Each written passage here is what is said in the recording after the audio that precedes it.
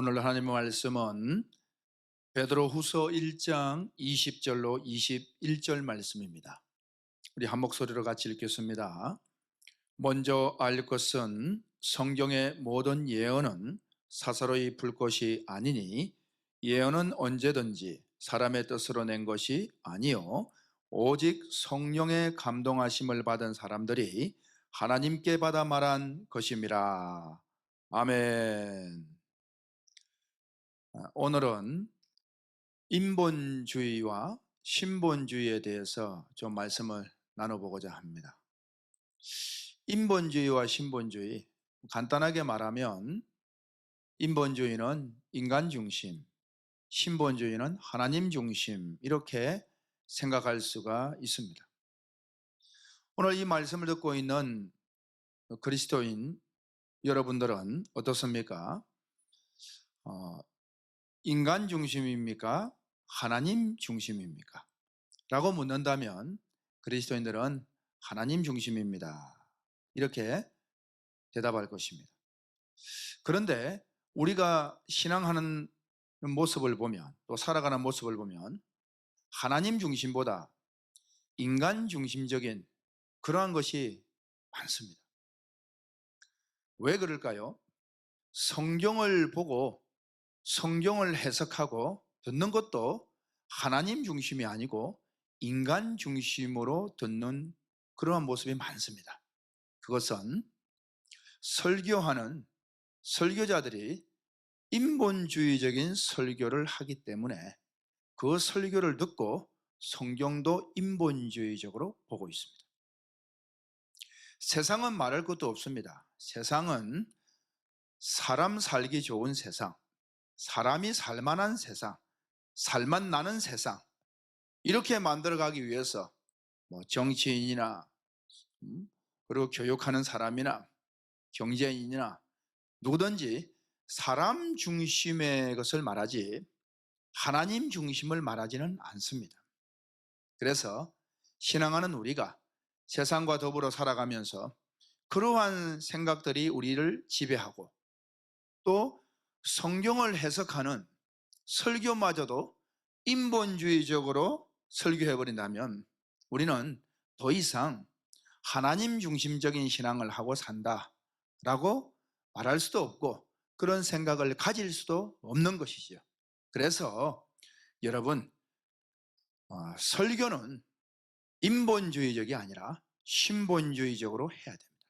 세상에서 전부 인본주의적으로 말을 하고 그런 정보들이 통하는데 교회에서라도 바른 말씀, 하나님 중심적인 말씀을 전해야 될 것입니다. 이 말씀을 듣고 있는 여러분들은 그리스도인이지만 다 목사는 아닙니다.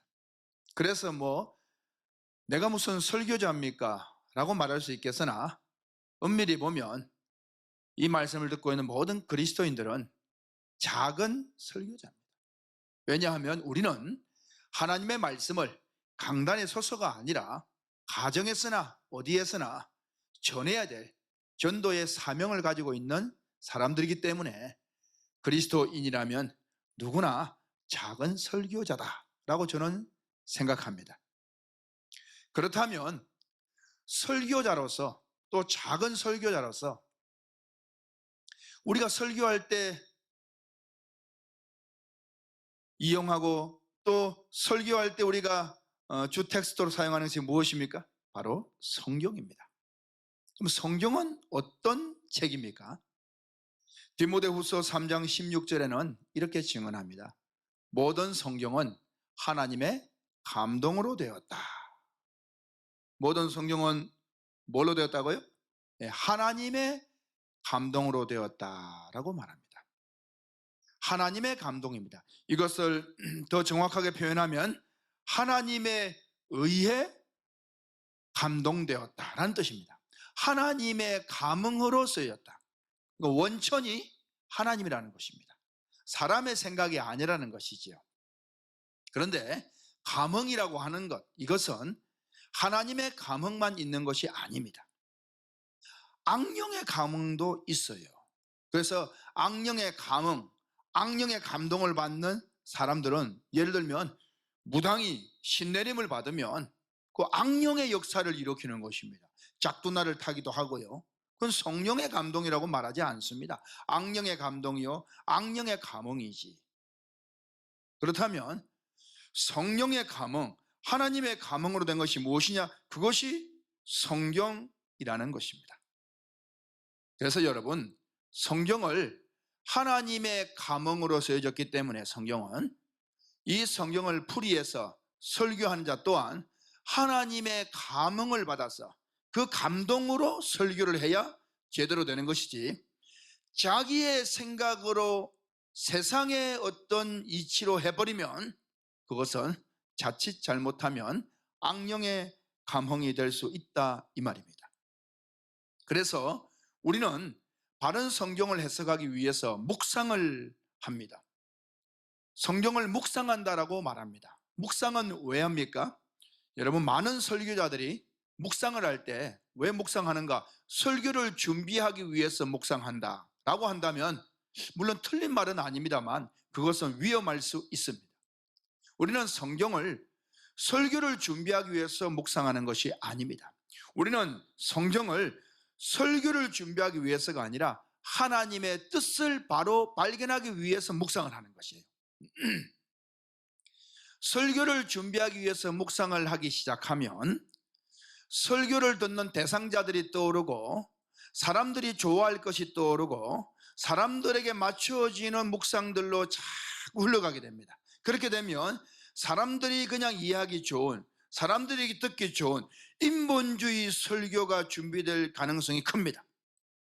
그래서 묵상을 설교 준비를 위한 것으로 해석되어지고 준비한다면 하나님의 마음을 시원케 하는 것이 아니라 설교로 듣는 대상이 사람들의 마음이 즐겁고 사람들의 마음이 시원케 되어지는 그 방향으로 가는, 한마디로 인본주의 설교 준비가 될 가능성이 크다라는 것입니다. 저와 여러분들은 성경을 그저 사람들 앞에서 내가 뭔가를 보여주는 그것이 아니라 하나님의 뜻을 알기 위한 묵상이 되어져야 될 줄 믿습니다.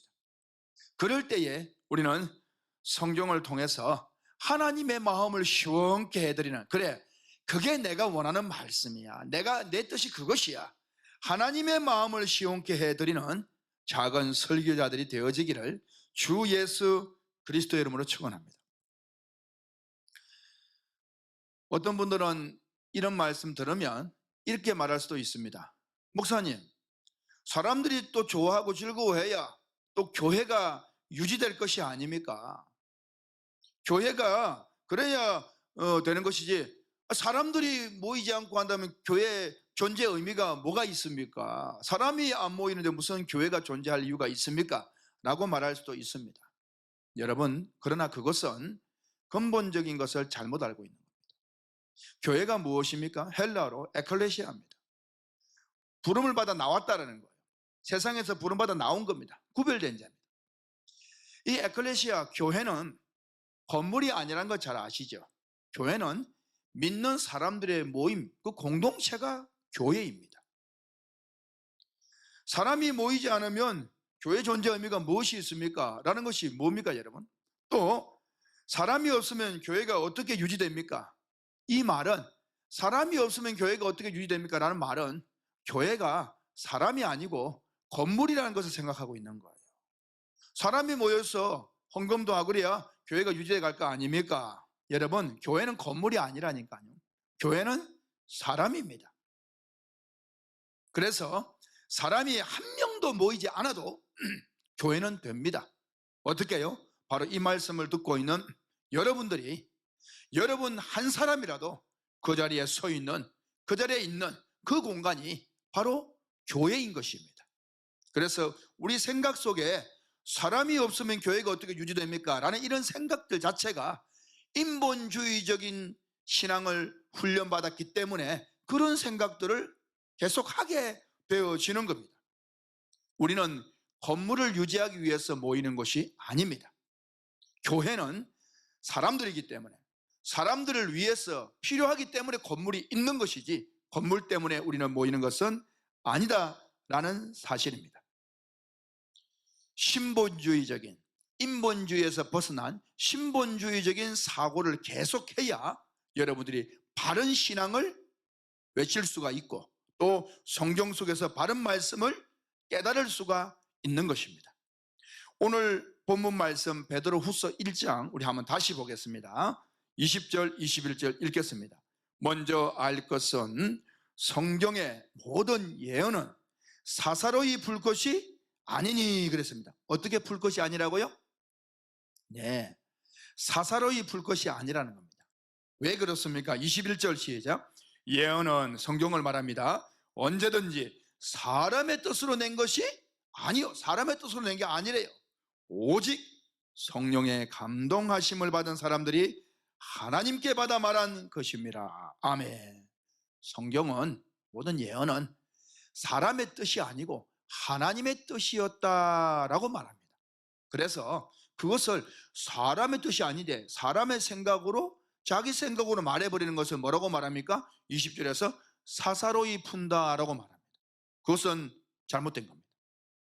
우리는 성경을 사사로이 풀면 안 됩니다.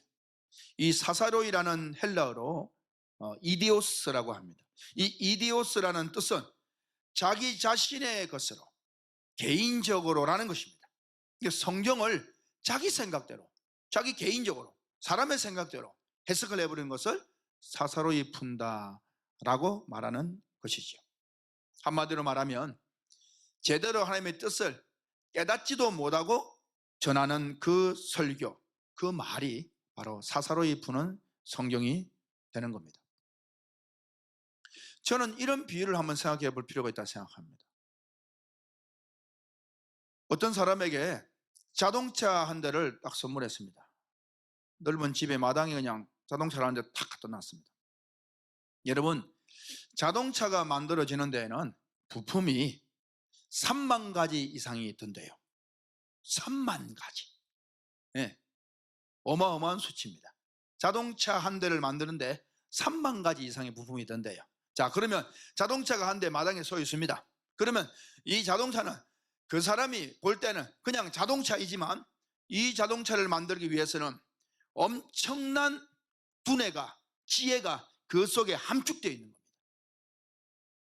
그냥 볼 때는 자동차 그냥 한 대지만 엄청난 두뇌와 지혜들이 함축돼 다 들어가요. 3만 가지 이상의 부품이 들어가 있다 이 말입니다. 여러분, 마찬가지입니다. 성경이라고 하는 이 성경책은요, 우리가 볼 때는 그냥 책이지만, 그냥 글이지만 여기에는 하나님의 3만 가지가 아니라 3억 가지도 아니고 더 엄청난 하나님의 지혜가 함축되어 있는 것이 바로 이 성경인 거예요. 우리가 볼 때는 그냥 자동차처럼 성경, 글 이렇죠. 그러나 그 지혜가 다 이 속에 들어있는 하나님의 지혜가 있다 이 말입니다. 그럼 이제 그 사람이 자동차 선물을 받았어요. 받았는데 이 사람은 자동차에 대해서 아무런 처음 봐요. 예를 들어 처음 보는 차예요. 자동차는 말만 듣고 자, 이게 자동차구나. 얘들아, 이게 자동차다. 아빠 여기 들어봐. 이게 자동차야. 그 말은 틀린 건 아니에요. 왜? 자동차니까. 다시 말하면 성경을 전혀 모르는 사람이 이게 성경인 줄 배웠어요. 그리고는 여러분, 이게 성경입니다. 이게 성경입니다. 이게 하나님의 말씀입니다. 그건 틀린 건 아니에요. 그럼 문제는 뭐냐? 그것을 이제 모르면 그냥 자동차다, 성경이다 말만 하면 되는데 그걸 이제 사용한다 이 말이에요. 사용에 있어서 이거 어떻게 쓸 줄 모른다 이 말이에요. 근데 여름날 햇빛이 그냥 장렬하게 내리쬐니까 본네트가 뜨끈뜨끈하니까 이게 뜨거워. 계란을 탁 보니까 후라이가 쫙 되거든요. 아, 이것은 계란 후라이 해 먹으라고 준 거로구나. 그러고는 본네트 위에다 계란 후라이만 놔주러 그냥 태양열이 좋을 때 그냥 해 먹습니다. 여러분, 자동차를 선물한, 자동차를 만든 그 사람의 생각하고는 전혀 용도가 맞지 않는 거예요. 그렇게 사용하고 있는 거예요. 수능돌이로. 그러면서 자기는 얘들아, 야, 이것은 자동차인데 자동차는 계란 후라이 해 먹는 거야.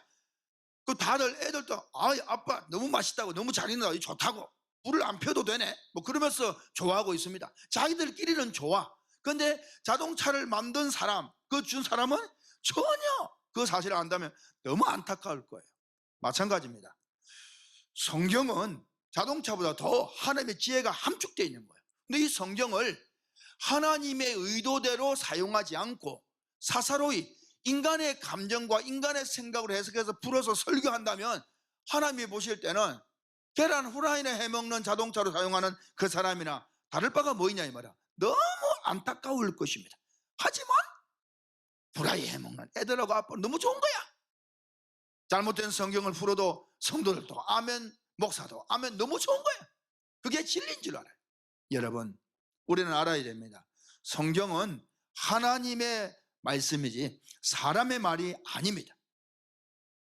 자동차는 그렇다 치더라도 여러분, 사과나무 병충해를 위해서 약을 만들었어요. 그 약을 만들기 위해서는 얼마나 많은 사람들이, 과학자들이 또 화학자들이 연구를 해서 만들었겠습니까? 그래서 이 약을 칠 때는 물을 몇 리터 섞어서 치시오라고 해서 딱 해서 치면 좋아요. 그런데 에이 뭐 이걸 그냥 뿌리면 되지, 그냥 원액을 뿌려버려 사과나무 죽어버리는 거예요.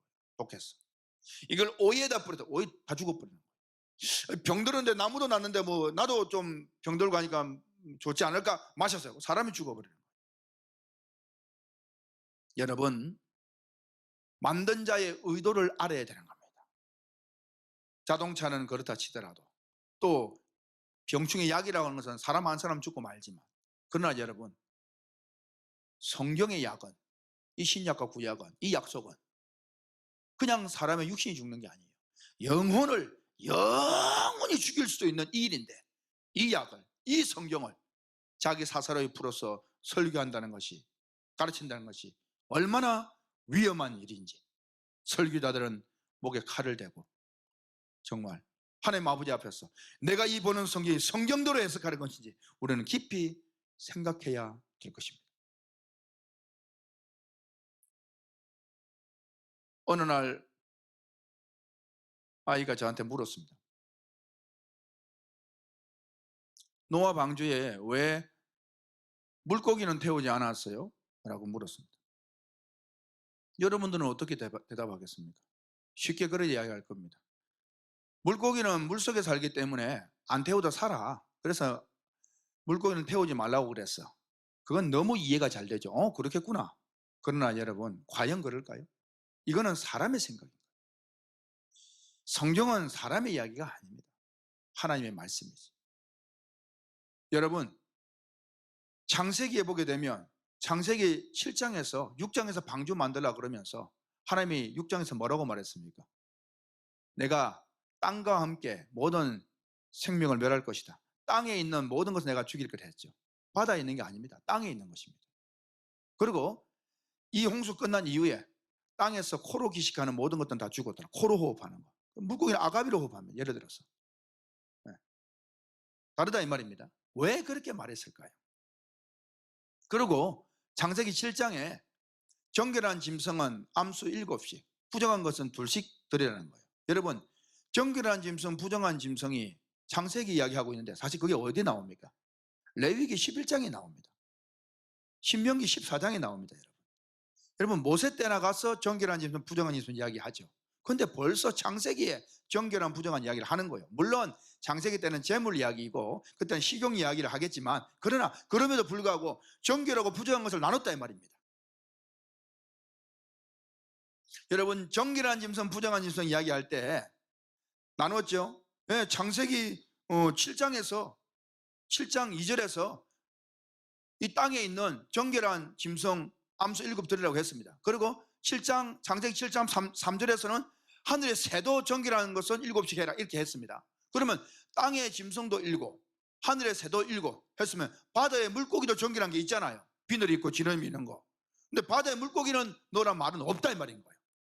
정결 부정 이야기하면서 땅과 새는 이야기했는데, 짐승과 새는 이야기했는데 왜 물고기는 뺐냐 이거예요. 레위기 11장 가게 되면 정결 부정 이야기할 때에 짐승, 새, 물고기 다 이야기하죠. 근데 왜 물고기는 뺐겠어요? 그러니까 말입니다.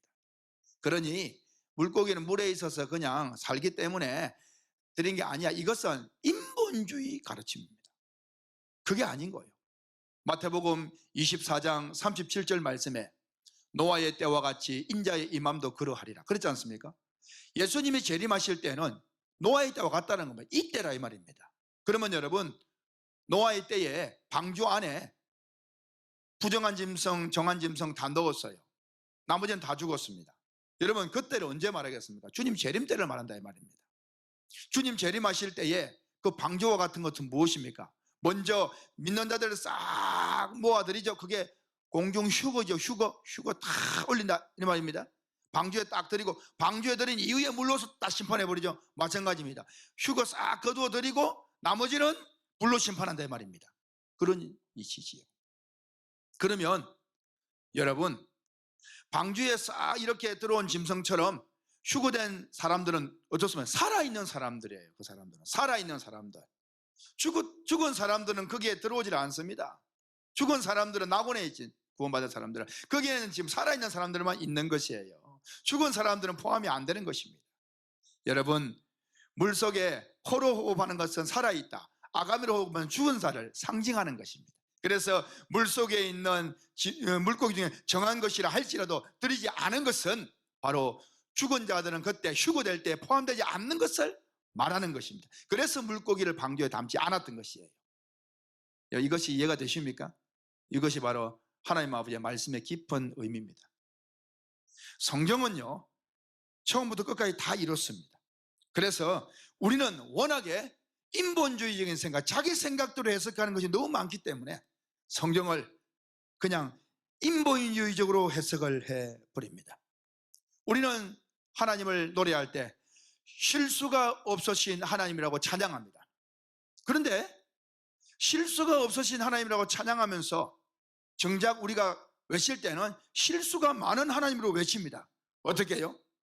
하나님이 실수가 없다면 만들어 놓은 것을 다시 없애버릴 이유가 있습니까? 하나님이 천지 만물을 창조했습니다. 그리 말합니다. 그리고는 하나님 아버지가 마지막에 불러서 이것을 심판합니다 라고 말합니다. 아니, 만들어 놓은 것을 왜 이게 아닌가요? 하고 무너뜨리면 그건 실수 아닙니까?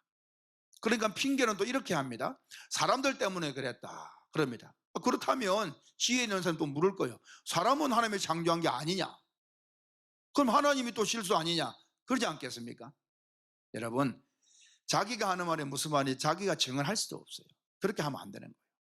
하나님은 실수가 없습니다. 천지 만물을 만들고 실수한 것처럼 보여지지만 그것이 실수가 아니에요. 그게 실수가 아니라는 이유를 분명히 알아야 돼요. 그게 깊은 뜻이고 깨닫는 성경을 말하는 것입니다.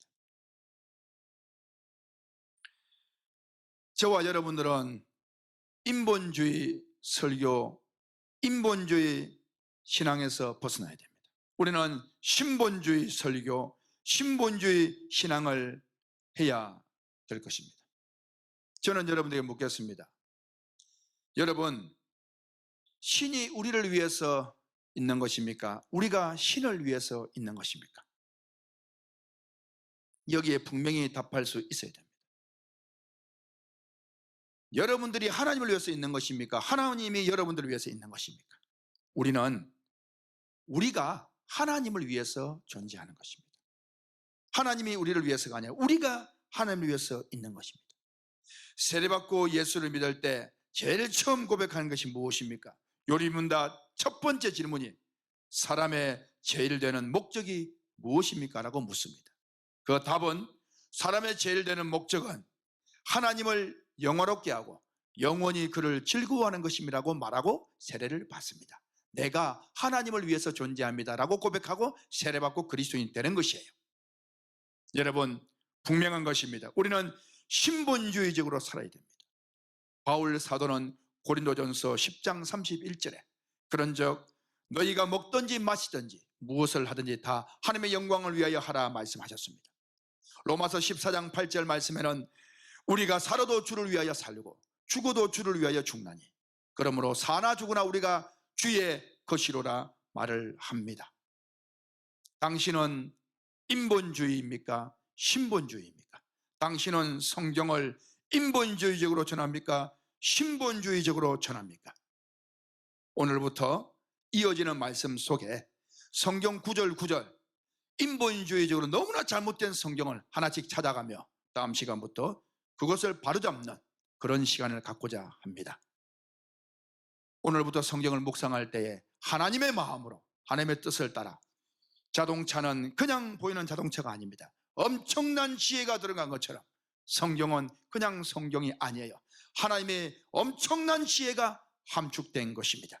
이에 조심하시면서 여러분 사사로이 풀지 말고 주의 말씀을 성령의 감동으로 풀어내고 전하기를 주 예수 그리스도의 이름으로 소원합니다. 감사합니다.